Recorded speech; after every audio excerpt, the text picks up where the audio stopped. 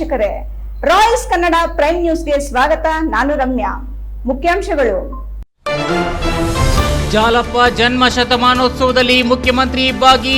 ದೊಡ್ಡಬಳ್ಳಾಪುರದಲ್ಲಿ ಜಾಲಪ್ಪ ಪುಸ್ತಕ ಲೋಕಾರ್ಪಣೆ. ಕೆಂಪೇಗೌಡ ಅಂತಾರಾಷ್ಟ್ರೀಯ ವಿಮಾನ ನಿಲ್ದಾಣ ರಸ್ತೆ ತಡೆದು ಪ್ರತಿಭಟನೆ. ಬಾಗೇಪಲ್ಲಿ ಪಟ್ಟಣದ ಡಿವಿಜಿ ಮುಖ್ಯ ರಸ್ತೆ ಸೇರಿದಂತೆ ವಿವಿಧ ಬೀದಿಗಳಲ್ಲಿ ಅವೈಜ್ಞಾನಿಕ ರಸ್ತೆ ಕಾಮಗಾರಿಯಿಂದ ರಸ್ತೆಗಳು ಗುಂಡಿ ಬಿದ್ದಿದ್ದು ವಾಹನ ಸವಾರರಿಗೆ ತೊಂದರೆ.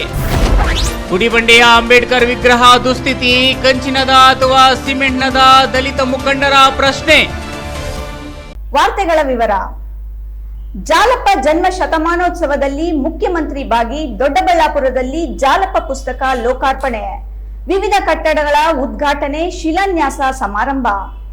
ನಾಡಿನ ಹಿರಿಯ ರಾಜಕೀಯ ಮುತ್ಸದ್ದಿ ಹಾಗೂ ಮಾಜಿ ಕೇಂದ್ರ ಸಚಿವ ಆರ್.ಎಲ್. ಜಾಲಪ್ಪ ಅವರ ಜನ್ಮ ಶತಮಾನೋತ್ಸವ ಕಾರ್ಯಕ್ರಮವನ್ನು ಇದೇ 19ರಂದು ಭಾನುವಾರ RLJIT ಕ್ರೀಡಾಂಗಣದಲ್ಲಿ ನಡೆಸಲಾಗುವುದು ಅಂತ, ಜೊತೆಗೆ ಮುಖ್ಯಮಂತ್ರಿ ಸಿದ್ದರಾಮಯ್ಯ ಕಾರ್ಯಕ್ರಮ ಉದ್ಘಾಟಿಸಲಿದ್ದಾರೆ ಅಂತ ದೇವರಾಜ್ ಅರಸ್ ಶಿಕ್ಷಣ ಸಂಸ್ಥೆಯ ಉಪಾಧ್ಯಕ್ಷ ಜೆ. ರಾಜೇಂದ್ರ ತಿಳಿಸಿದರು. RLJIT ಸಭಾಭವನದಲ್ಲಿ ಪತ್ರಿಕಾಗೋಷ್ಠಿಯಲ್ಲಿ ಮಾತನಾಡಿದ ಅವರು, ವಿವಿಧ ಕಾರ್ಯಕ್ರಮಗಳನ್ನು ಈ ವೇಳೆ ಹಮ್ಮಿಕೊಳ್ಳಲಾಗಿದ್ದು, ಸಂಸ್ಥೆಯ ಆವರಣದಲ್ಲಿ ನಿರ್ಮಿಸಲಾಗಿರುವ ಜಾಲಪ್ಪ ಅಕಾಡೆಮಿಯ ನೂತನ ಕಟ್ಟಡವನ್ನು ಕೂಡ ಉದ್ಘಾಟನೆ ಮಾಡಲಾಗುತ್ತೆ. ಪ್ರೊಫೆಸರ್ ರವಿಕಿರಣ್ KR ಅವರು ಬರೆದಿರುವ ನೇರ ನಿಷ್ಠೂರ ನಡೆಯ ಹೃದಯವಂತ RL ಜಾಲಪ್ಪ ಜೀವನ ಪಥ ಪುಸ್ತಕವನ್ನು ಮುಖ್ಯಮಂತ್ರಿಗಳು ಲೋಕಾರ್ಪಣೆ ಮಾಡಲಿದ್ದಾರೆ ಅಂತ ಹೇಳಿದರು. ಜಾಲಪ್ಪ ಜನ್ಮ ಶತಮಾನೋತ್ಸವ ಭವನಕ್ಕೆ ಜಿಲ್ಲಾ ಉಸ್ತುವಾರಿ ಸಚಿವ KH ಮುನಿಯಪ್ಪ ಶಿಲಾನ್ಯಾಸ ನೆರವೇರಿಸಲಿದ್ದು, ಶ್ರೀ ದೇವರಾಜ್ ಅರಸ್ ಅಂತಾರಾಷ್ಟ್ರೀಯ ವಸತಿ ಶಾಲೆ ನೂತನ ಕಟ್ಟಡ ನಿರ್ಮಾಣಕ್ಕೆ ಶಿಕ್ಷಣ ಸಚಿವ ಮಧು ಬಂಗಾರಪ್ಪ ಶಂಕುಸ್ಥಾಪನೆಯನ್ನು ನೆರವೇರಿಸಲಿದ್ದಾರೆ. ಇನ್ನು ಮಾಜಿ ಶಾಸಕ RG ವೆಂಕಟಚಲಯ್ಯ ಅವರಿಗೆ RL ಜಾಲಪ್ಪ ಜನ್ಮ ಶತಮಾನೋತ್ಸವ ಪುರಸ್ಕಾರ ನೀಡಲಾಗುತ್ತಿದ್ದು, 30ಕ್ಕೂ ಹೆಚ್ಚು ಹಿರಿಯ ಗಣ್ಯರಿಗೆ ಪ್ರಶಸ್ತಿ ಪ್ರದಾನ ಸಮಾರಂಭ ಕೂಡ ಅಂದೇ ನಡೆಯಲಿದೆ. ಜಾಲಪ್ಪನವರು ಬದುಕಿದ್ದ ಕಾಲದಲ್ಲೇ ಅವರ ಕುರಿತು ಪುಸ್ತಕವೊಂದನ್ನು ಬರೆಸಬೇಕು ಅನ್ನೋ ಆಕಾಂಕ್ಷೆ ಇತ್ತಂತೆ. ಆದರೆ ಅವರು ಒಪ್ಪಿರಲಿಲ್ವಂತೆ. ಮಾಜಿ ಪ್ರಧಾನಿ ದೇವೇಗೌಡರು ಒಮ್ಮೆ ಮನೆಗೆ ಬಂದಾಗಲೂ ಈ ಬಗ್ಗೆ ಹೇಳಿದ್ರಂತೆ. ಇನ್ನು ಜಾಲಪ್ಪ ಅವರ ನಿಧನದ ಬಳಿಕ ಆರಂಭಗೊಂಡ ಪ್ರಕ್ರಿಯೆ ಇದೀಗ ಕೈಗೂಡಿದ್ದು, ಅವರ ಜನ್ಮ ಶತಮಾನೋತ್ಸವ ಸಂದರ್ಭದಲ್ಲೇ ಜೀವನಗಾಥೆ ಬಿಡುಗಡೆಗೊಳ್ಳುತ್ತಿದೆ. ಪುಸ್ತಕಕ್ಕೆ ಮುಖ್ಯಮಂತ್ರಿ ಸಿದ್ದರಾಮಯ್ಯ ಅವರು ಮುನ್ನುಡಿ ಬರೆದಿರೋದು ಕೂಡ ವಿಶೇಷವಾಗಿದೆ. ಇನ್ನು ಅಕ್ಟೋಬರ್ 17 ಮತ್ತು 18ರಂದು RL ಜಾಲಪ್ಪ ತಾಂತ್ರಿಕ ಮಹಾವಿದ್ಯಾಲಯ ಹಾಗೂ ಕೈಗಾರಿಕಾ ತರಬೇತಿ ಸಂಸ್ಥೆಗಳ ಬೆಳ್ಳಿ ಹಬ್ಬ ಕೂಡ ನಡೆಯಲಿದ್ದು, 17ರಂದು ನಡೆಯುವ ಘಟಿಕೋತ್ಸವದಲ್ಲಿ ವಿಜ್ಞಾನಿ IISc ನಿವೃತ್ತ ಪ್ರಾಧ್ಯಾಪಕ ಪ್ರೊಫೆಸರ್ KPJ ರೆಡ್ಡಿ ಕೂಡ ಪಾಲ್ಗೊಳ್ಳುತ್ತಾರೆ. ಇನ್ನು 18ರಂದು ಬೆಳ್ಳಿ ಹಬ್ಬದಲ್ಲಿ ವಿಶ್ವೇಶ್ವರಯ್ಯ ತಾಂತ್ರಿಕ ವಿಶ್ವವಿದ್ಯಾಲಯದ ಉಪಕುಲಪತಿ ಡಾಕ್ಟರ್ S ವಿದ್ಯಾಶಂಕರ್, ಜಿಲ್ಲಾಧಿಕಾರಿ AV ಬಸವರಾಜು ಮತ್ತಿತರರು ಕೂಡ ಭಾಗವಹಿಸುತ್ತಾರೆ. ಸಂಜೆ ಪ್ರಸಿದ್ಧ ಗಾಯಕಿ ಅನುರಾಧ ಭಟ್ ಹಾಗೂ ಗಾಯಕ ಕಂಬದ ರಂಗಯ್ಯ ತಂಡದಿಂದ ಸಾಂಸ್ಕೃತಿಕ ಸಂಜೆ ಕೂಡ ನಡೆಯಲಿದ್ದು, ಸಂಸ್ಥೆಯ ಅಧ್ಯಕ್ಷ GH ನಾಗರಾಜ್ ಮತ್ತು ಕಾರ್ಯದರ್ಶಿ KG ಹನುಮಂತರಾಜು ಮಾರ್ಗದರ್ಶನದಲ್ಲಿ ಎಲ್ಲ ಸಿದ್ಧತೆಗಳು ನಡೆದಿದೆ ಅಂತ ಮಾಹಿತಿಯನ್ನು ಕೊಟ್ಟರು. ಇನ್ನು ಕಾಲೇಜಿನ ಪ್ರಾಂಶುಪಾಲ ಡಾಕ್ಟರ್ P ವಿಜಯ ಕಾರ್ತಿಕ್, ಲಯನ್ಸ್ ಕ್ಲಬ್ ಅಧ್ಯಕ್ಷ ಪ್ರೊಫೆಸರ್ KR ರವಿಕಿರಣ್, ಮಾನವ ಸಂಪನ್ಮೂಲ ನಿರ್ದೇಶಕ ಬಾಬು ರೆಡ್ಡಿ, ಉಪ ಪ್ರಾಂಶುಪಾಲ doctor Shivaprasad, dean doctor Srinivasa Reddy ಮತ್ತಿತರರು ಈ ಒಂದು ಪತ್ರಿಕಾಗೋಷ್ಠಿಯಲ್ಲಿ ಉಪಸ್ಥಿತರಿದ್ದರು. G. ಪ್ರಸಾದ್, ದೊಡ್ಡಬಳ್ಳಾಪುರ, ರಾಯಲ್ಸ್ ಕನ್ನಡ. ಕೆಂಪೇಗೌಡ ಅಂತಾರಾಷ್ಟ್ರೀಯ ವಿಮಾನ ನಿಲ್ದಾಣ ರಸ್ತೆ ತಡೆದು ಪ್ರತಿಭಟನೆ. ರಸ್ತೆ ಕಾಮಗಾರಿ ವಿಳಂಬ ಮತ್ತು ಅವ್ಯವಸ್ಥೆ ಖಂಡಿಸಿ ಪ್ರತಿಭಟನೆ. ದೇವನಹಳ್ಳಿ ತಾಲೂಕಿನ ಬೂದಗೆರೆ ಗ್ರಾಮದ ಸರ್ಕಾರಿ ವಿದ್ಯಾರ್ಥಿ ವಸತಿ ಶಾಲೆಯ ಮುಂಭಾಗ ಧರಣಿಗೆ ಕೂತ ಗ್ರಾಮಸ್ಥರು. ರಸ್ತೆ ಕಾಮಗಾರಿ ವಿಳಂಬ ಮತ್ತು ಅವ್ಯವಸ್ಥೆ ಖಂಡಿಸಿ ಕೆಂಪೇಗೌಡ ಅಂತಾರಾಷ್ಟ್ರೀಯ ವಿಮಾನ ನಿಲ್ದಾಣ ರಸ್ತೆ ತಡೆದು ಪ್ರತಿಭಟನೆಯನ್ನು ನಡೆಸಲಾಯಿತು. ದೇವನಹಳ್ಳಿ ತಾಲೂಕಿನ ಬೂದಿಗೆರೆ ಗ್ರಾಮದ ಸರ್ಕಾರಿ ವಿದ್ಯಾರ್ಥಿ ವಸತಿ ಶಾಲೆಯ ಮುಂಭಾಗ ಗ್ರಾಮಸ್ಥರು ಧರಣಿಯನ್ನು ಕುಳಿತಿದ್ದಾರೆ. ಹೌದು, ವೈಟ್ಫೀಲ್ಡ್ ಇಂದ ಕೆಂಪೇಗೌಡ ಏರ್ಪೋರ್ಟ್ಗೆ ರಸ್ತೆ ಕಲ್ಪಿಸುವ ರಸ್ತೆಯನ್ನು ತಡೆದು ಪ್ರತಿಭಟನೆಯನ್ನು ನಡೆಸಿದ್ದು, ಕಳೆದ 7-8 ವರ್ಷಗಳಿಂದ ರಸ್ತೆ ಕಾಮಗಾರಿ ನಡೆದಿರೋದರ ಹಿನ್ನೆಲೆ KRDCL ಸಂಸ್ಥೆಯಿಂದ ಕಾಮಗಾರಿ ವಿಳಂಬ ಆಗ್ತಿದೆ ಅಂತ ಆರೋಪಿಸಿ ಬೂದಿಗೆರೆ ಕ್ರಾಸ್ನಿಂದ ಮೈಲನಹಳ್ಳಿವರೆಗೂ ಕೂಡ ಈ ರಸ್ತೆ ಕಾಮಗಾರಿ ಮಾಡಲಾಗ್ತಿದ್ದು, ದಿನನಿತ್ಯ ಅಪಘಾತಗಳಿಂದ ಗ್ರಾಮಸ್ಥರು ರೋಸಿ ಹೋಗಿದ್ದಾರೆ. ಹೀಗಾಗಿ ಪ್ರತಿಭಟನೆಯಿಂದ ಕಿಲೋಮೀಟರ್ ಗಟ್ಟಲೆ ಟ್ರಾಫಿಕ್ ಜಾಮ್ ಉಂಟಾಗಿದ್ದು, ಟ್ರಾಫಿಕ್ ಜಾಮ್ನಿಂದಾಗಿ ವಾಹನ ಸವಾರರು ಪರದಾಟವನ್ನು ಅನುಭವಿಸಿದ್ರು. 2-3 ಬಾರಿ ಪ್ರತಿಭಟನೆ ಮಾಡಿದ್ರೂ ಕೂಡ ಅಧಿಕಾರಿಗಳು ನಿರ್ಲಕ್ಷ್ಯ ವಹಿಸುತ್ತಿದ್ದಾರೆ ಅಂತ ಗ್ರಾಮಸ್ಥರು ಆರೋಪಿಸಿದ್ದು, KRDCL ಸ್ಥಳಕ್ಕೆ ಬಂದು ಪರಿಹಾರ ಸೂಚಿಸುವವರೆಗೂ ಧರಣಿ ಬಿಡೋದಿಲ್ಲ ಅಂತ ಗ್ರಾಮಸ್ಥರು ಪಟ್ಟು ಹಿಡಿದಿದ್ದು, ಬೆಂಗಳೂರು ಗ್ರಾಮಾಂತರ ಜಿಲ್ಲೆಯ ದೇವನಹಳ್ಳಿ ತಾಲೂಕಿನ ಬೂದಿಗೆರೆ ಗ್ರಾಮದಲ್ಲಿ ಇದೀಗ ಪ್ರತಿಭಟನೆ ಮಾಡಲಾಗ್ತಿದೆ. ನಾವೇನ್ ಮಾಡಿದ್ವಿ ಆಮೇಲೆ 2023ರಲ್ಲಿ ಇದೇ ತರ ನಾವೇನ್ ಮಾಡಿದ್ವಿ ಪ್ರತಿಭಟನೆ ಮಾಡಿದ್ವಿ. ಆ ಟೈಮಲ್ಲಿ ಏನ್ ಬಂದ್ರು KRDCL ಅಧಿಕಾರಿಗಳು ಈ ಭರವಸೆ ಈಡೇರಿಸ್ತೀವಿ, ನಮ್ಗೆ 3 ತಿಂಗಳು ಟೈಮ್ ಕೊಡಿ ಅಂದ್ರಿ. ಅವಾಗ ನಾವೇನ್ ಮಾಡಿದ್ವಿ, ಆ ಭರವಸೆ ಮೇಲೆ ಪ್ರತಿಭಟನೆ ಇದು ಮಾಡಿದ್ರು.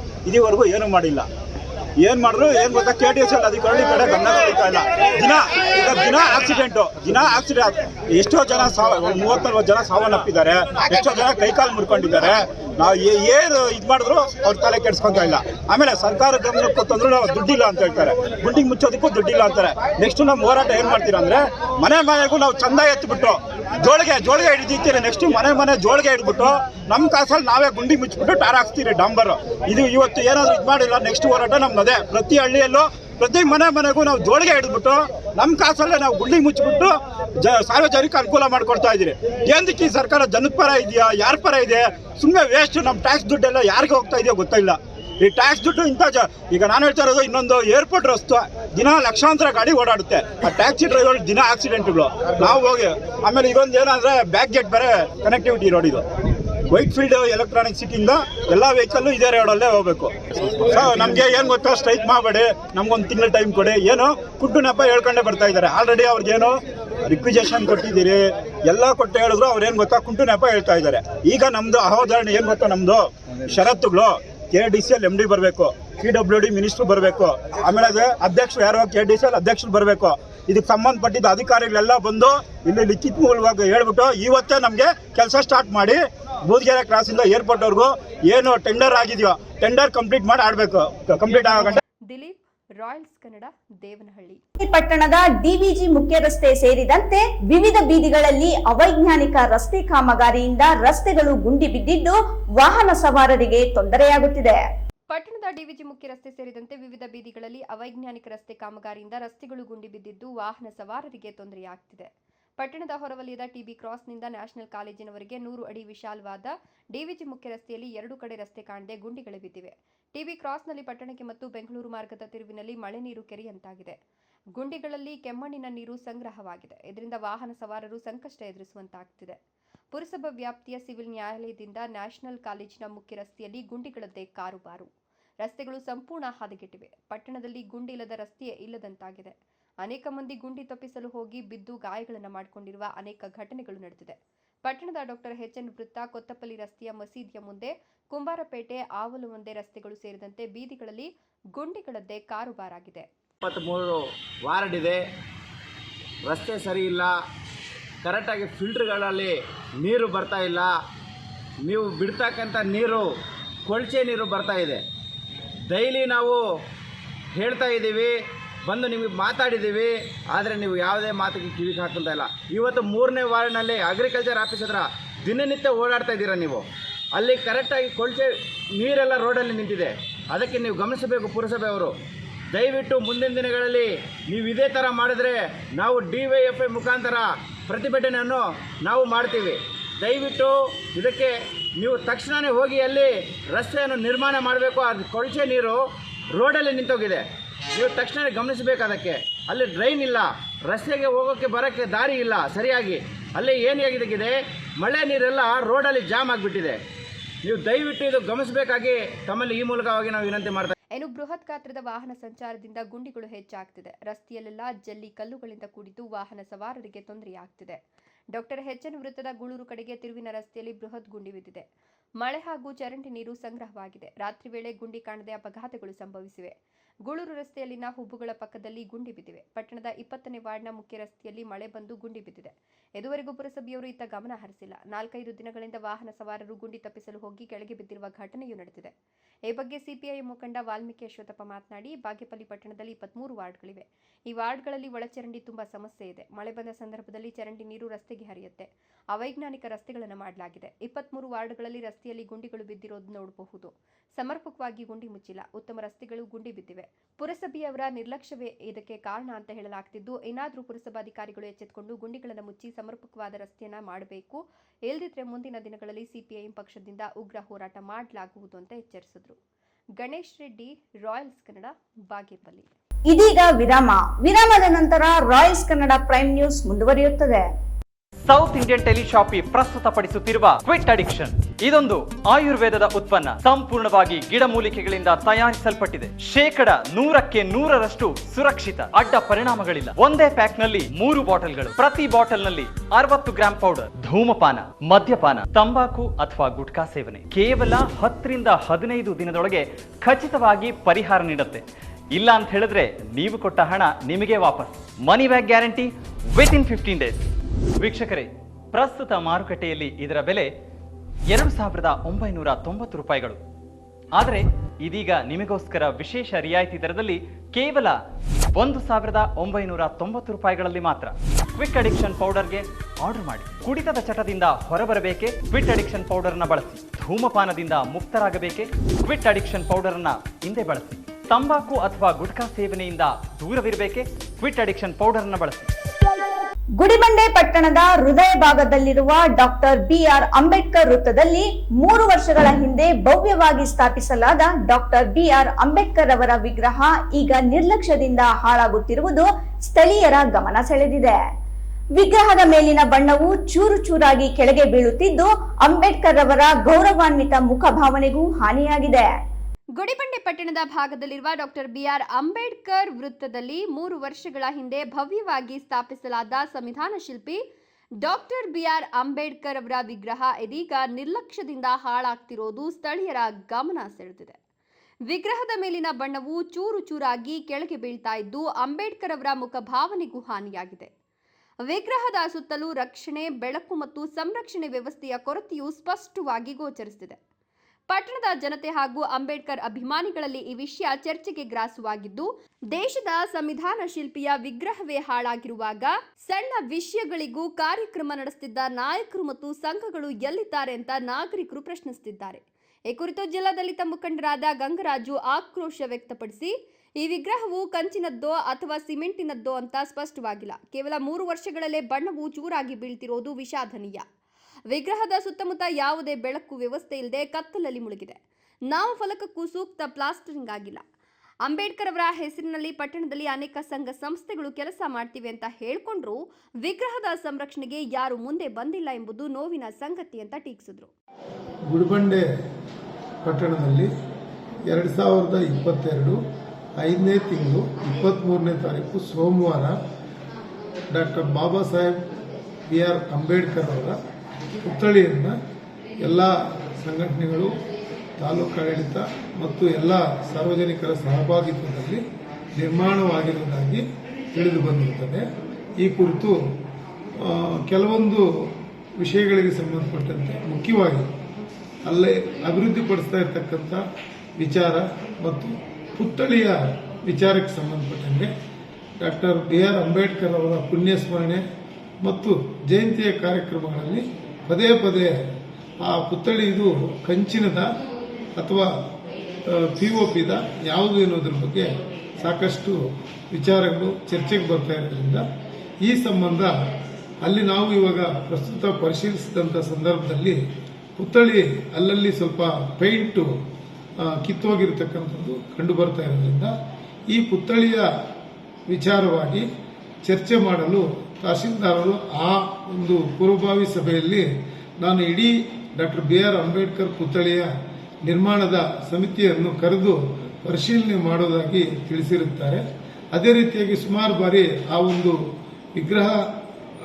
ವಿಗ್ರಹ ನಿರ್ವಹಣೆಯ ಬಗ್ಗೆ ಮತ್ತು ಅಲ್ಲಿ ಉಳಿಕೆ ಇರತಕ್ಕಂಥ ಬಾಕಿ ಕಾಮಗಾರಿಗಳ ಬಗ್ಗೆ ಸಹ ಅಭಿವೃದ್ಧಿಪಡಿಸಲು ಸಭೆ ಕರೆಯುವುದಾಗಿ ತಹಶೀಲ್ದಾರ್ ಸರ್ ತಿಳಿಸಿರುತ್ತಾರೆ.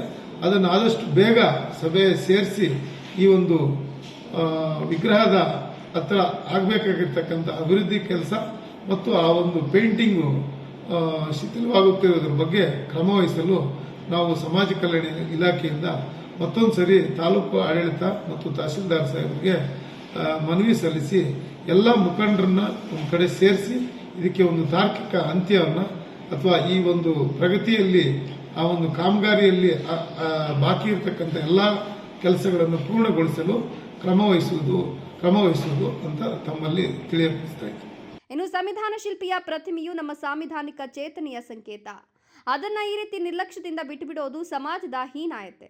ಪಟ್ಟಣ ಪಂಚಾಯಿತಿ ಹಾಗೂ ತಾಲೂಕು ಆಡಳಿತ ತಕ್ಷಣ ಕ್ರಮ ಕೈಗೊಂಡು ವಿಗ್ರಹದ ನವೀಕರಣ ಮಾಡಬೇಕು, ಇಲ್ಲದಿದ್ದರೆ ದಲಿತ ಸಂಘಟನೆಗಳ ಮೂಲಕ ಪ್ರತಿಭಟನೆಗಿಳಿಬೇಕಾಗ್ತದೆ ಅಂತ ಎಚ್ಚರಿಸಿದರು. ಸ್ಥಳೀಯರು ಸಹ ವಿಗ್ರಹದ ದುಸ್ಥಿತಿಯ ಕುರಿತು ತೀವ್ರ ಅಸಮಾಧಾನ ವ್ಯಕ್ತಪಡಿಸಿದ್ದು, ಇದು ಅಂಬೇಡ್ಕರ್ ಅವರ ಗೌರವಕ್ಕೆ ಧಕ್ಕೆ ತರುತ್ತಿದೆ. ಸರ್ಕಾರ ಅಥವಾ ಸ್ಥಳೀಯ ಆಡಳಿತವು ತಕ್ಷಣ ಗಮನ ಹರಿಸಿ ಪುನರ್ಬಳಕೆ, ಬಣ್ಣದ ನವೀಕರಣ ಹಾಗೂ ಬೆಳಕು ವ್ಯವಸ್ಥೆ ಕೈಗೊಳ್ಳಬೇಕು ಅಂತ ಬೇಡಿಕೊಂಡಿದ್ದಾರೆ. ಅಂಬೇಡ್ಕರ್ ವೃತ್ತ ಎಂಬ ಹೆಸರಿನ ಗೌರವ ಒಂದೆಡೆ ಇದ್ರೂ ಅದರ ನಿರ್ಲಕ್ಷ್ಯ ಮತ್ತೊಂದೆಡೆ ಪರಸ್ಪರ ವಿರೋಧಾಭಾಸದ ಚಿತ್ರಣ ನೀಡುತ್ತಿದೆ.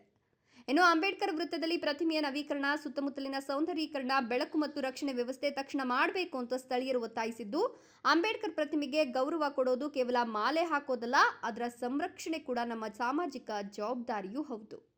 ಮಹೇಶ್ ಗುಡಿಬಂಡೆ, ರಾಯಲ್ಸ್ ಕನ್ನಡ.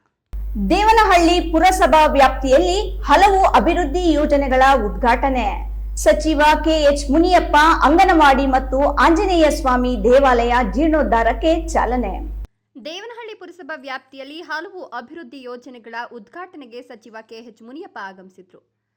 ದೇವನಹಳ್ಳಿಯ ಅಂಗನವಾಡಿ ಮತ್ತು ಆಂಜನೇಯ ಸ್ವಾಮಿ ದೇವಾಲಯ ಜೀರ್ಣೋದ್ಧಾರಕ್ಕೆ ಸಚಿವ ಕೆಎಚ್ ಮುನಿಯಪ್ಪ ಚಾಲನೆಯನ್ನು ಕೊಟ್ಟಿದ್ದು, ದೇವನಹಳ್ಳಿ ಪುರಸಭೆಯಲ್ಲಿ ದಸರಾ ಪೂಜೆ ಹಾಗೂ ಪೌರ ಕಾರ್ಮಿಕರ ದಿನಾಚರಣೆ ಹಿನ್ನೆಲೆ ಕುರುಬ ಸಮುದಾಯದವರು ಸಂಗೊಳ್ಳಿ ರಾಯಣ್ಣನ ಪ್ರತಿಮೆಯನ್ನ ಜಿಲ್ಲಾಧಿಕಾರಿ ಕಚೇರಿ ಆವರಣದಲ್ಲಿ ಪ್ರತಿಷ್ಠಾಪಿಸಲು ಮನವಿ ಪತ್ರವನ್ನು ಸಲ್ಲಿಸಿದರು.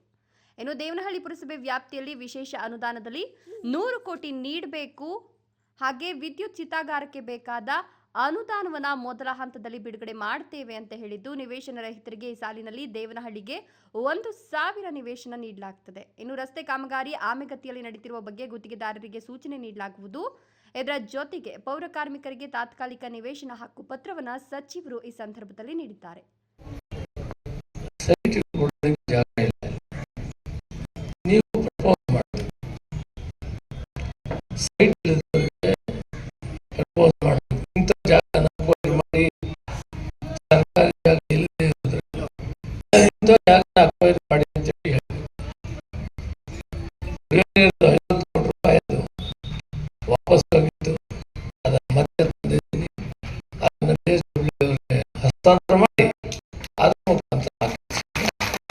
ದಿಲೀಪ್, ವಿಜಯಪುರ, ರಾಯಲ್ಸ್ ಕನ್ನಡ.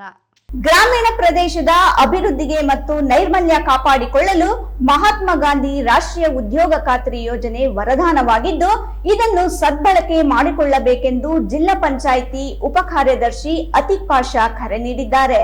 ಶಿಡ್ಲಘಟ್ಟ ತಾಲೂಕಿನ ವಿವಿಧ ಗ್ರಾಮ ಪಂಚಾಯಿತಿಗಳ ವ್ಯಾಪ್ತಿಯಲ್ಲಿ ನರೇಗಾ ಇನ್ನಿತರ ಯೋಜನೆಯ ಮೂಲಕ ಕೈಗೊಂಡಿರುವ ಅಭಿವೃದ್ಧಿ ಕಾಮಗಾರಿಗಳನ್ನು ಜಿಲ್ಲಾ ಪಂಚಾಯತ್ ಉಪ ಕಾರ್ಯದರ್ಶಿ ಅತೀಕ್ ಪಾಷಾ ಪರಿಶೀಲಿಸಿ ಮಾತನಾಡಿದರು. ಗ್ರಾಮೀಣ ಪ್ರದೇಶದ ಅಭಿವೃದ್ಧಿಯ ದೃಷ್ಟಿಕೋನದಿಂದ ನರೇಗಾ ಯೋಜನೆಯನ್ನು ಜಾರಿಗೊಳಿಸಲಾಗಿದೆ. ಯೋಜನೆಯ ಮಹತ್ವದ ಕುರಿತು ಗ್ರಾಮಸ್ಥರಿಗೆ ವ್ಯಾಪಕವಾಗಿ ಅರಿವು ಮೂಡಿಸಿ ಗ್ರಾಮ ಸ್ವರೂಪವನ್ನು ಬದಲಾಯಿಸಲು ಗ್ರಾಮಸ್ಥರ ಸಹಕಾರ ಪಡೆದುಕೊಳ್ಳಬೇಕು ಎಂದರು. ಶಿಡ್ಲಘಟ್ಟ ತಾಲೂಕಿನ ಮಳಮಾಚನಹಳ್ಳಿ ಗ್ರಾಮ ಪಂಚಾಯಿತಿ ವ್ಯಾಪ್ತಿಯ ಎನ್ಆರ್ಎಲ್ಎಂ ಕಟ್ಟಡ, ಡಿಜಿಟಲ್ ಲೈಬ್ರರಿ ಕೇಂದ್ರ, ಸಭಾಂಗಣ, ತಾದೂರು ಗ್ರಾಮದ ಮಾದರಿ ಅಂಗನವಾಡಿ ಕೇಂದ್ರ, ಮಳೆ ನೀರು ಕೊಯ್ಲು ಕಾಮಗಾರಿ, ನಾಗಮಂಗಲ ಗ್ರಾಮ ಪಂಚಾಯಿತಿ ವ್ಯಾಪ್ತಿಯ ನಡಿಪಿನಾಯಕನಹಳ್ಳಿ ಗ್ರಾಮದ ಉದ್ಯಾನವನ, ಜಂಗಮಕೋಟೆ ಗ್ರಾಮ ಪಂಚಾಯಿತಿ ವ್ಯಾಪ್ತಿಯ ಉದ್ಯಾನವನ, ಪ್ರಾಥಮಿಕ ಆರೋಗ್ಯ ಕೇಂದ್ರ, ಡಿಜಿಟಲ್ ಲೈಬ್ರರಿ, ಗ್ರಾಮ ಪಂಚಾಯತ್ ಸಭಾಂಗಣ, ಕುಂಬಿಗಾನಹಳ್ಳಿ ಗ್ರಾಮ ಪಂಚಾಯಿತಿ ವ್ಯಾಪ್ತಿಯ ಕಾಳನಾಯಕನಹಳ್ಳಿ ಗ್ರಾಮದ ಅಡುಗೆ ಕೋಣೆ, ಕೂಸಿನ ಮನೆ, ಲೈಬ್ರರಿ ಕೇಂದ್ರ, ಮಾದರಿ ಅಂಗನವಾಡಿ ಕೇಂದ್ರವನ್ನು ಜಿಲ್ಲಾ ಪಂಚಾಯತ್ ಉಪ ಕಾರ್ಯದರ್ಶಿ ಭೇಟಿ ನೀಡಿ ಪರಿಶೀಲನೆ ನಡೆಸಿದರು. ಈ ಒಂದು ಸಂದರ್ಭದಲ್ಲಿ ಪಿಎಲ್ಡಿ ಬ್ಯಾಂಕ್ ನಿರ್ದೇಶಕ ಕಾಲನಾಯಕನಹಳ್ಳಿ ಭೀಮೇಶ್, ತಾಲೂಕು ಪಂಚಾಯತ್ ಕಾರ್ಯನಿರ್ವಾಹಕಾಧಿಕಾರಿ ಹೇಮಾವತಿ, ನರೇಗಾ ಯೋಜನೆಯ ಸಹಾಯಕ ನಿರ್ದೇಶಕ ಚಂದ್ರಪ್ಪ, ಮಳಮಾಚನಹಳ್ಳಿ, ನಾಗಮಂಗಲ, ಜಂಗಮಕೋಟೆ, ಕುಂಬಿಗಾನಹಳ್ಳಿ ಪಂಚಾಯಿತಿ ಅಭಿವೃದ್ಧಿ ಅಧಿಕಾರಿಗಳು ಹಾಗೂ ಮಳಮಾಚನಹಳ್ಳಿ, ನಾಗಮಂಗಲ, ಜಂಗಮಕೋಟೆ, ಕುಂಬಿಗಾನಹಳ್ಳಿ ಗ್ರಾಮ ಪಂಚಾಯಿತಿ ಅಧ್ಯಕ್ಷರು, ಉಪಾಧ್ಯಕ್ಷರು, ಜಿಲ್ಲಾ ಪಂಚಾಯತ್ ವ್ಯವಸ್ಥಾಪಕ ಮದನ್, ಜಿಲ್ಲಾ ಯೋಜನಾ ವ್ಯವಸ್ಥಾಪಕರಾದ ನಾರಾಯಣಸ್ವಾಮಿ, ಜಿಲ್ಲಾ ಸಮಾಲೋಚಕರು ಎಸ್ಪಿಎಂಜಿ ಕೃಷ್ಣಪ್ಪ, ತಾಂತ್ರಿಕ ಸಂಯೋಜಕರಾದ ನಾಗೇಂದ್ರ, ಟಿಐಇಸಿ ಎಂಜಿನಿಯರ್ಸ್, ಗ್ರಾಮ ಪಂಚಾಯಿತಿಯ ಕಾರ್ಯದರ್ಶಿಗಳು, ಗ್ರಾಮ ಪಂಚಾಯಿತಿ ಸಿಬ್ಬಂದಿ ಮತ್ತು ನರೇಗಾ ಸಿಬ್ಬಂದಿ ಸೇರಿದಂತೆ ಇತರರು ಉಪಸ್ಥಿತರಿದ್ದರು. F Pasha, Shidlaghatta, Royals Kannada. ತಾಲೂಕು ಕಾನೂನು ಸೇವಾ ಸಮಿತಿ, ವಕೀಲರ ಸಂಘ ಮತ್ತು ತಾಲೂಕು ಆರೋಗ್ಯ ಇಲಾಖೆ ಇವರು ಸಂಯುಕ್ತವಾಗಿ ವಿಶ್ವ ಮಾನಸಿಕ ಆರೋಗ್ಯ ದಿನಾಚರಣೆಯ ಅಂಗವಾಗಿ ಗುರುವಾರ ಗುಡಿಬಂಡೆ ಸರ್ಕಾರಿ ಆಸ್ಪತ್ರೆ ಆವರಣದಲ್ಲಿ ಭವ್ಯ ಕಾರ್ಯಕ್ರಮವನ್ನು ಆಯೋಜಿಸಿದರು. ಗುಡಿಬಂಡೆ ಸರ್ಕಾರಿ ಆಸ್ಪತ್ರೆ ಆವರಣದಲ್ಲಿ ವಿಶ್ವ ಮಾನಸಿಕ ಆರೋಗ್ಯ ದಿನಾಚರಣೆಯನ್ನು ಆಚರಿಸಲಾಯಿತು. ಕಾರ್ಯಕ್ರಮವನ್ನು ಗೌರವಾನ್ವಿತ ನ್ಯಾಯಾಧೀಶರು ಹಾಗೂ ತಾಲೂಕು ಕಾನೂನು ಸೇವಾ ಸಮಿತಿ ಸದಸ್ಯ ಕಾರ್ಯದರ್ಶಿಗಳಾದ ಶ್ರೀಮತಿ ಸವಿತಾ ರುದ್ರಗೌಡ ಚಿಕ್ಕನಗೌಡರ್ ಗಿಡಕ್ಕೆ ನೀರು ಹಾಕುವ ಮೂಲಕ ಕಾರ್ಯಕ್ರಮವನ್ನು ಉದ್ಘಾಟಿಸಿದರು. ಪರಿಸರ ಸಂರಕ್ಷಣೆ ಮತ್ತು ಮಾನಸಿಕ ಆರೋಗ್ಯದ ನಡುವೆ ಆಂತರಿಕ ಸಂಬಂಧ ಇರೋದನ್ನು ಅವರು ಈ ಸಂದರ್ಭದಲ್ಲಿ ವಿಶೇಷವಾಗಿ ಉಲ್ಲೇಖಿಸಿದರು. ಮಾನಸಿಕ ಅಸ್ವಸ್ಥತೆಯನ್ನ ಅಪಮಾನವಾಗಿ ನೋಡುವ ಸಂಸ್ಕೃತಿಯನ್ನ ಬದಲಾಯಿಸಿಕೊಳ್ಬೇಕು ಅಂತ ಹೇಳಿದ್ರು. ಕಾರ್ಯಕ್ರಮದಲ್ಲಿ ಮುಖ್ಯ ಭಾಷಣ ಮಾಡಿದ ತಾಲೂಕು ಆರೋಗ್ಯಾಧಿಕಾರಿ ಡಾಕ್ಟರ್ ಅಕ್ಷಯ್ ಶ್ರೀನಿವಾಸ್, ಎಂದಿಗೂ ಗ್ರಾಮೀಣ ಪ್ರದೇಶಗಳಲ್ಲಿ ಮಾನಸಿಕ ಅಸ್ವಸ್ಥತೆ, ಉದ್ವಿಗ್ನತೆ, ಖಿನ್ನತೆ ಮುಂತಾದ ಸಮಸ್ಯೆಗಳನ್ನ ಅಂಧ ನಂಬಿಕೆಗಳ ಕಣ್ಣಿನಿಂದ ನೋಡಲಾಗ್ತಿದೆ. ಯಾರಾದರೂ ಮಾನಸಿಕ ರೋಗದಿಂದ ಬಳಲಿದ್ರೆ ತಕ್ಷಣ ವೈದ್ಯರನ್ನ ಭೇಟಿ ಮಾಡುವ ಬದಲು ಜನರು ಮಂತ್ರ, ತಾಯಿ ಜಾತ್ರೆಗಳಲ್ಲಿ ಪೂಜೆ ಮಾಡಿಸ್ತಾರೆ. ಇದು ಸರಿಯಾದ ಪದ್ಧತಿ ಅಲ್ಲ. ಇಂತಹ ನಂಬಿಕೆಗಳಿಂದ ರೋಗಿಗಳ ಸ್ಥಿತಿ ಮತ್ತಷ್ಟು ಹದಗೆಡುತ್ತದೆ ಅಂತ ವಿಷಾದ ವ್ಯಕ್ತಪಡಿಸಿದ್ರು. ಹಳ್ಳಿಗಳಲ್ಲಿ ಯಾವ್ಯಾವ ಐಡೆಂಟಿಫೈ ಮಾಡಿದಾಗ ಆದಷ್ಟು ಬೇಗ ಅವ್ರನ್ನ ಇಲ್ಲಿಗೆ ರೆಫರ್ ಮಾಡಬೇಕು. ಕೆಲವು ಕೇಸಸ್ ಅವ್ರು ರೆಫರ್ ಮಾಡಿದ್ರು ಕೂಡ ಬರಲ್ಲ. ತಾವೇ ಖುದ್ದಾಗಿ ಕರ್ಕೊಂಡ್ಬಂದು 3ನೇ ಮಂಗಳವಾರ ಸರ್ ಇಲ್ಲಿ ಬರ್ತಾ ಇರ್ತಾರೆ. ಸೊ ಆ ದಿನ ಕರ್ಕೊಂಡ್ಬಂದು ಅವ್ರಿಗೆ ತೋರಿಸಿದಾಗ ಅವ್ರು ಬೇಗ ಚಿಕಿತ್ಸೆ ಕೊಡಿಸ್ತಾರೆ, ಅವ್ರು ಬೇಗ ಗುಣಮುಖ ಆಗ್ತಾರೆ ಅಂತ ಹೇಳ್ತಾರೆ. ಆ್ಯಂಡ್ ನಮ್ಮ ಪ್ರದೀಪ್ ಸರ್ ಹೇಳ್ದಂಗೆ ಹೆಲ್ತ್ ಅಂತಂದರೆ ಹೆಲ್ತ್ ಇಸ್ ಪ್ರತಿ ಬಟ್ ಏನು ಅಂತಂದರೆ physical, mental and social wellbeing ಅಂತ. ಹೆಲ್ತ್ ಅಂದರೆ ಬರೀ ನಾವು ಯಾರೋ ಒಂದು ರೋಗ ಬರುತ್ತೆ, ಜ್ವರ ಬರುತ್ತೆ, ಕೆಮ್ಮು ಬರುತ್ತೆ, ಅದು ವಾಸಿ ಆದರೆ ಮಾತ್ರನೇ ಅದು ನಮ್ಮ ಹೆಲ್ತ್ ಆರೋಗ್ಯವಾಗಿದೆ ಅಂತಲ್ಲ. ಫಿಸಿಕಲಿ ಅಂದರೆ ನಾವು ಫಿಸಿಕಲಿ ಸ್ಟ್ರಾಂಗ್ ಆಗಿರಬೇಕು, ಹಾಗೂ ಮೆಂಟಲಿ ಸ್ಟ್ರಾಂಗ್ ಆಗಿರಬೇಕು. ಆಗ ನೋಡಿದ್ರೆ ಮಾತ್ರ ನಾವು ಹೆಲ್ತಿ ಆಗಿದ್ದೀವಿ ಅಂತಲೇ ಇದು ಮಾಡ್ಕೊತೀವಿ. ಇನ್ನು ಡಾಕ್ಟರ್ ಅಕ್ಷಯ್ ಸರ್ಕಾರದ ಹೊಸ ಯೋಜನೆಯಾದ ಟೆಲಿಮಾನಸ್ ಕುರಿತು ವಿವರಿಸಿದ್ರು. ಯಾರಿಗಾದ್ರೂ ಒತ್ತಡ, ಖಿನ್ನತೆ ಅಥವಾ ಮಾನಸಿಕ ಅಸ್ವಸ್ಥತೆಗಳಂತಹ ಸಮಸ್ಯೆ ಎದುರಾದರೆ 24 ಗಂಟೆಗಳ ಕಾಲ ಲಭ್ಯವಿರುವ 14416 ಸಂಖ್ಯೆಗೆ ಕರೆ ಮಾಡಿ ನಿಪುಣ ಮನೋವೈದ್ಯರಿಂದ ಉಚಿತ ಸಲಹೆ ಪಡೆಯಬಹುದು. ಈ ಸೇವೆ ಗೌಪ್ಯವಾಗಿದ್ದು ಯಾರಿಗೂ ನಿಮ್ಮ ವಿವರ ಹಂಚಲಾಗೋದಿಲ್ಲ. ಹಳ್ಳಿಗಳಲ್ಲೂ ಇದರ ಪ್ರಯೋಜನ ಪಡೆದುಕೊಳ್ಬೇಕು ಅಂತ ಹೇಳಿದ್ರು. ಇನ್ನು ವಕೀಲರ ಸಂಘದ ಅಧ್ಯಕ್ಷ ಟಿಸಿ ಅಶ್ವಥ್ ರೆಡ್ಡಿ ಮಾತನಾಡಿ, ಮಾನಸಿಕ ಅಸ್ವಸ್ಥರು ಸಹ ಸಮಾಜದ ಭಾಗವೇ. ಅವರಿಗೆ ಸಮಾನ ಹಕ್ಕುಗಳು, ಗೌರವ ಮತ್ತು ನ್ಯಾಯ ದೊರಕಬೇಕು. ಕಾನೂನು ಸೇವಾ ಸಮಿತಿ ಅಂಥವರ ಹಕ್ಕುಗಳ ರಕ್ಷಣೆಗೆ ಸದಾ ಬದ್ಧವಾಗಿದೆ ಅಂತ ಹೇಳಿದರು. ಈ ಸಂದರ್ಭದಲ್ಲಿ ವಕೀಲರ ಸಂಘದ ಸದಸ್ಯರು, ಆರೋಗ್ಯ ಇಲಾಖೆಯ ವೈದ್ಯರು, ಆಶಾ ಕಾರ್ಯಕರ್ತೆಯರು, ಅಂಗನವಾಡಿ ಶಿಕ್ಷಕರು, ವಿದ್ಯಾರ್ಥಿಗಳು ಹಾಗೂ ಸ್ಥಳೀಯ ನಾಗರಿಕರು ಭಾಗವಹಿಸಿ ಮಾನಸಿಕ ಆರೋಗ್ಯದ ಕುರಿತು ಪ್ರತಿಜ್ಞೆ ಕೈಗೊಂಡರು. ಕಾರ್ಯಕ್ರಮದ ಕೊನೆಯಲ್ಲಿ ಭಾಗವಹಿಸಿದ ಎಲ್ಲರಿಗೂ ಮಾಹಿತಿ ಹಂಚಿಕೆ ಪುಸ್ತಕಗಳನ್ನು ವಿತರಿಸಲಾಯಿತು. ಮಹೇಶ್ ಗುಡಿಬಂಡೆ, ರಾಯಲ್ಸ್ ಕನ್ನಡ. ಜಾಲಪ್ಪ ಜನ್ಮ ಶತಮಾನೋತ್ಸವದಲ್ಲಿ ಮುಖ್ಯಮಂತ್ರಿ ಭಾಗಿ. ದೊಡ್ಡಬಳ್ಳಾಪುರದಲ್ಲಿ ಜಾಲಪ್ಪ ಪುಸ್ತಕ ಲೋಕಾರ್ಪಣೆ. ಕೆಂಪೇಗೌಡ ಅಂತಾರಾಷ್ಟ್ರೀಯ ವಿಮಾನ ನಿಲ್ದಾಣ ರಸ್ತೆ ತಡೆದು ಪ್ರತಿಭಟನೆ. ಬಾಗೇಪಲ್ಲಿ ಪಟ್ಟಣದ ಡಿವಿಜಿ ಮುಖ್ಯ ರಸ್ತೆ ಸೇರಿದಂತೆ ವಿವಿಧ ಬೀದಿಗಳಲ್ಲಿ ಅವೈಜ್ಞಾನಿಕ ರಸ್ತೆ ಕಾಮಗಾರಿಯಿಂದ ರಸ್ತೆಗಳು ಗುಂಡಿ ಬಿದ್ದಿದ್ದು ವಾಹನ ಸವಾರರಿಗೆ ತೊಂದರೆ. ಗುಡಿಬಂಡೆಯ ಅಂಬೇಡ್ಕರ್ ವಿಗ್ರಹ ದುಸ್ಥಿತಿ, ಕಂಚಿನದ ಅಥವಾ ಸಿಮೆಂಟ್ನದ? ದಲಿತ ಮುಖಂಡರ ಪ್ರಶ್ನೆ. ಪ್ರಸಾರ ಮುಕ್ತಾಯವಾಗುತ್ತದೆ. ನಮಸ್ಕಾರಗಳು.